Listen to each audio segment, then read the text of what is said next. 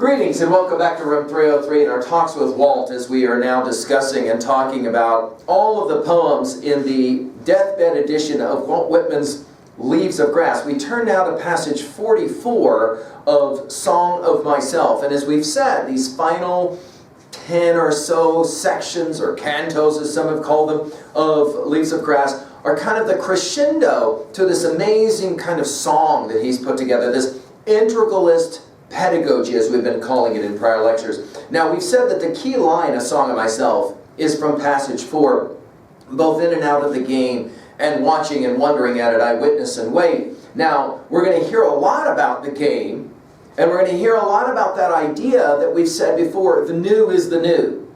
You can maybe write that down to look at it. The N-E-W is the K-N-E-W. In other words, it always seems to come around and to go around. You know what I mean? This is the cyclic nature of human existence.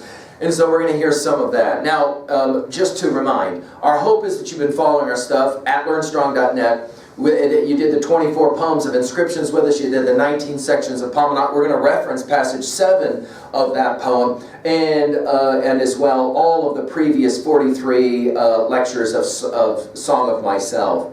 Now, we're going to begin, believe it or not, passage 44 with actually passage 23. Do you remember this line? I accept reality and dare not question it. Materialism first and last in viewing. Hurrah for positive science. Long live exact demonstration. So you'll maybe recall that we talked about how significant that line was. And so now, put it in your notes, the key word for 44 is the word long. Okay?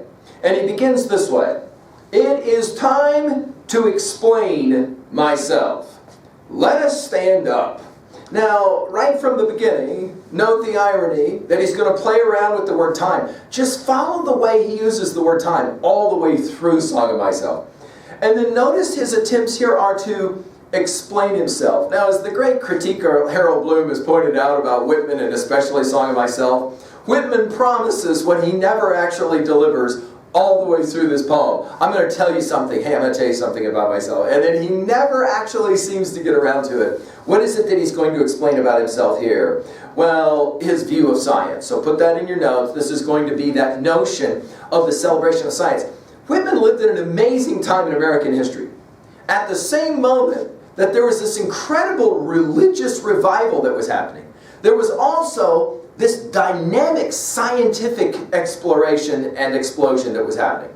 They were happening simultaneously, and Whitman wanted to somehow tap into both of those, which is why, again, we'll use that mantra of the new is the new. Remember, we say in 303, we are the stories we tell, we retell. We're also the stories we decide to either accept or reject. For Whitman, he was absolutely aware that there were stories he was going to reject and stories he was going to accept. But here was the point. He wanted to always do it in a respectful manner, right? I think this speaks directly, of course, to our own time. Lots and lots of different political opinions. The question is, can we converse? Can we dialogue? And accept and respect alternate points of view. This is the goal of Whitman. Notice as well, he says, let us stand up. Put it in your notes. He says the only way that we're going to rise is together. And we're going to come back to this whole notion of acme and rising here later. What is known, to continue, I strip away. So, in other words, I'm going to go ahead and I'm going to take all of the old ideas and I'm going to begin to kind of peel back what they mean. This analysis of the past for Whitman is a necessary, important point of development in his pedagogy. Again, pedagogy, that word we've used before, culminating with passage 46-47, the idea of how we teach kids.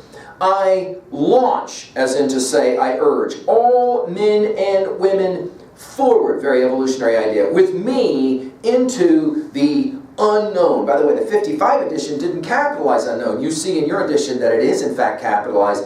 The unknown starts to reference and kind of serve as a symbol then for Whitman of all things both physical and metaphysical, that which we don't know, and yet we're kind of curious about. It's a fair question to ask at this point, if you've been following us all the way through every one of these lectures, finally now 44, why you've been doing it. Well, some of you will say, I just want to find out, what's it like to read all of these lines of poetry, the unknown.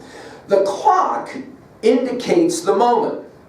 But what does eternity indicate? Now, this is interesting. The clock, of course, is representative of present moment. But what does eternity indicate? Will remind us of Keats' ode on a Grecian urn. Eternity doth tease us out of thought as doth eternity. That is to say, that's a concept that's very, very difficult for us to wrap our brains around. In the 55 edition, then, we have an interesting missing line that goes like this. Eternity lies in bottomless reservoirs. Its buckets are rising forever and ever. They pour and they exhale away. Now, why he edited that line out, I'll leave to you. It's an amazing line. But next he goes here. We have thus far exhausted trillions of winters and summers. There are trillions ahead and trillions ahead of them. Notice the use of the we in Leaves of Grass. I believe that he learned it from Thomas Jefferson in the Declaration of Independence. We hold these truths to be self-evident. We have thus far, in other words, over time, exhausted trillions of winters. This is, of course, referencing now the new science. That is to say, you can believe in Darwinian evolution if you believe that the Earth is really, really old. If you don't believe in that, well, then it's awfully hard to imagine that we have evolved as a species. But if you believe in this trillions and trillions, by the way, a very Hindu idea as well of time, right? Trillions and trillions, winters, summers. In other words, everything's cyclical, and it's been happening for a really long time. In other words, we think of ourselves as modern, Whitman will point out, but truly, we've been around doing this game called being modern for a very long time, right? Birds have brought us richness. By the way, notice how he has three of these couplets, these two lines. Birds have brought us richness and variety. By the way, did you notice it's plural, birds? And other birds will bring us richness and variety. In other words, there's always something new, something to be explored. I do not call one greater and one smaller. Inclusivity, right? That which fills its period and place is equal to any. Progress is always about then transcending and including. Were mankind murderous or jealous upon you, my brother and sister? Notice his religious language. I am sorry for you. They are not murderous or jealous upon me. Now, this is, of course, Whitman's perspective, that if you see trillions and trillions of years, then one grievance or fault can't be taken that personal, because these things have happened long before and will happen again and again into the future. And then he uses that word all, as we played around with, starting from Palmar passage 7, omnes, all. All has been gentle with me. I keep no account with lamentation. We immediately think about Jeremiah and Lamentations, don't we? What have I to do with lamentation? You'll remember that we said, in his journals, he said, I stand for the sunny point of view. Definitely Whitman is the optimist. And so what is it that he says? I'm not going to get dragged down by a lot of negative energy because there has been the possibility of some negative energy. I'm going to continue to have certain kind of hope and optimism, right? He says, I am an acme of things accomplished, that is to say, fruition, acme, and an encloser of things to be, the seed metaphor. Now, I'll use our notes from Norton's to just play this one out for a second, and it reads like this.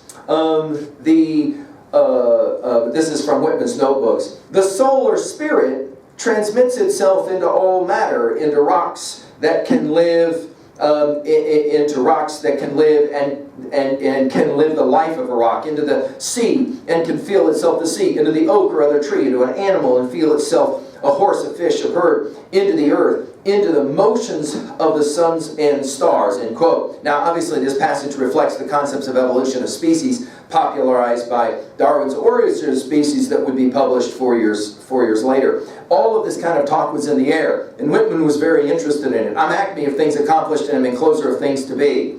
My feet strike an apex, that is to say, at the very top of the apices of the stairs. In other words, everything that came before to bring me to and us to this very moment in time. On every step, bunches, it's a very American phrase, right, of ages, and larger bunches between the steps. This is, again, the Darwinian view of stage development. All below duly traveled and still I mount and mount, back to urge, right?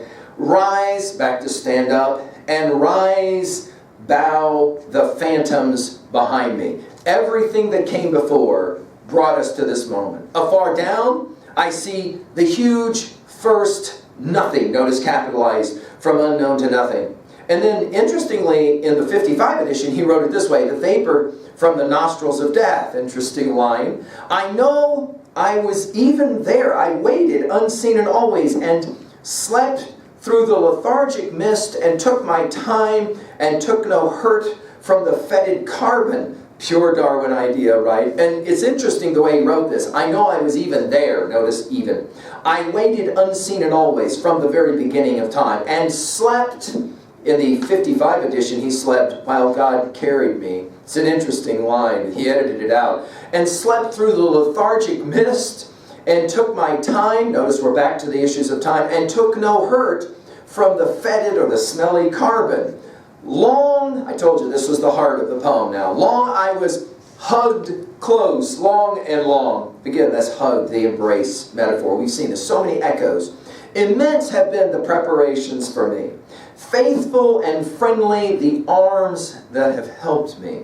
Back to this while God carried me line that was edited out, right?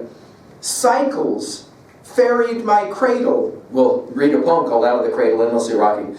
Rowing and rowing like cheerful boatmen. Notice everything's optimistic in Darwin's reading of Whitman's reading of Darwin. From room to me, stars kept aside in their own rings. They sent influencers to look after what was to hold me. Again, we're back to this hugged, hold kind of word picture. Before I was born out of my mother, and this will be a referencing obviously to the Psalm passage. Before I was born out of my mother, and of course it can be mother physically, biologically, and mother earth, right? Generations guided me. And of course the use of the word guided takes us to our pedagogy. We're getting ready for passage 46 with a word like that. My embryo has never been torpid, that is to say lethargic. Nothing could overlay it. In other words, dynamism. Everything has been moving. Everything has been ready. Do you remember in the very opening lines of Song of Myself? I sing myself and celebrate myself. What I assume, you shall assume, for every atom belonging to me as well belongs to you. You'll remember, right? 4. It, the nebula, cohered to an orb. The long, told you is the word of our poem, long strata piled to rest it on. Vast vegetables gave it sustenance. Monstrous sauroids, dinosaurs, transported it in their mouths and disposed it with care. Now this thing about disposed it or transported in their mouth, a note here. Saurii, prehistoric mammoth reptiles thought, according to legend, to carry their eggs in their mouths. A folks' superstition which, with respect to snakes, has survived to modern times. By the way, put in your notes, this is possibly the first rendering ever of dinosaurs in poetry. Just a few years before, dinosaurs and their bones are discovered for the first time, and we start to ramp up the whole dinosaur ideas. Notice here, monstrous doesn't mean horrifying, it just means large, prodigious. Sauroids transported in their mouths and deposited it with care. Again, back to this notion that everything is with care. Then we're back to this omnis word of all. All forces have been steadily employed to complete and delight me. Everything with Whitman comes back to Scooby Snacks. Isn't that amazing? He takes quite literally the idea of Jefferson, life, liberty, and the pursuit of happiness, right? Which is an amazing thing to think that one of our founding thinkers thought happiness, Scooby Snacks, was such an important thing. Notice we're back to everything about this is to delight me. You can read your Hegel and the whole project of thesis, antithesis, synthesis, and you rarely in that German philosopher will find much about happiness, joy, Scooby Snacks. But here it is with Whitman, and in some ways that's what makes him fundamentally an American. And in the last line, now, on this spot, I stand. So we end where we began. Go back to the opening line of the poem. It's time to explain myself. Let us stand up. Now on this spot, I stand with my robust soul. Now robust here is a key word. Healthy, dynamic, right? Constantly growing, constantly energized, we might say. Well, let's finish quickly now at 2a. One of the major messages here, obviously, that all time is evolving forward, right? And you and we together are a part of it. And that's quite majestic for Whitman. It's exciting. At 2b, well, we'll just point out this first reference to dinosaurs, right, with the sauroid. That's a fascinating thing that he would join that. Also, let's just point out, notice, monstrosauroids, he doesn't explain what that means. He assumes that you're going to know. Of course, he knows. Most people aren't going to know this word. So when they read it, they're going to go, sauroids, monstrosauroids. What is he talking about? Carrying eggs in their mouths? What is he talking about? And then I go and I do a little bit of research and I go, oh, we're talking about dinosaurs. And of course you can hear the word in the word, dinosauroids. Hear it? Dinosaurs. So, I mean, he's playing games with us, right? At 3a, well, I'm going to mention Emerson and Thoreau. No question, both of them were very interested in the modern science. But I'm also going to mention here Emily Dickinson, right? They had, all three of them, a deep and abiding love, curiosity of the new sciences and the ways in which those new scientists were changing everything. Finally, at 3b, speaking of science, right? Does science turn you on, Scooby Snack-wise, the way Whitman wants us to be turned on by science? I have students who will say things like the following. Dude, I really don't mind the humanities. I mean, I'm okay with reading a few things and writing a few things, but man, I don't know about this science thing. They want me to go into science classrooms and sit and study science. It's so, I hate it. Whitman would not understand an idea like that. He wouldn't get it. He'd be like, what are you talking about? Your life is science. I mean, it's all about biology. It's all about you. It's all about your life. How can that not be exciting? And about any process that they're trying to teach you, just ask, well, what if it didn't happen? It's a really good question. Photosynthesis. Well, what if it didn't happen? Right. That's called death. Fascinating. And, does it fascinate you this way? And finally, Whitman has an incredibly optimistic view of this whole thing of the development and the design behind evolution. Do you believe in some kind of design that has brought everything to this point and that it all culminates with you? Of course, that is interesting. We say this, right? And we don't mean it in anything other than the way Whitman means it. The only way you're here is two people hooked up and exchanged fluids. That is true. But guess what? That's also true of the people who produced the people who produced you. In other words, there is some great-great-great-great-grandma of yours who you don't even know about at all. How is that possible? But you have no clue who she was, and yet she existed. And ironically, if she hadn't gotten together and produced a child, you wouldn't be sitting here right now. None of the things that make you you happen if all of those billions and billions of other things hadn't happened to produce you. What an amazing idea. Whitman is blown away by an idea like that. And of course, this is, again, part of this pedagogy. He's going to challenge you to think about what you're going to do with this thing called your life. Thank you.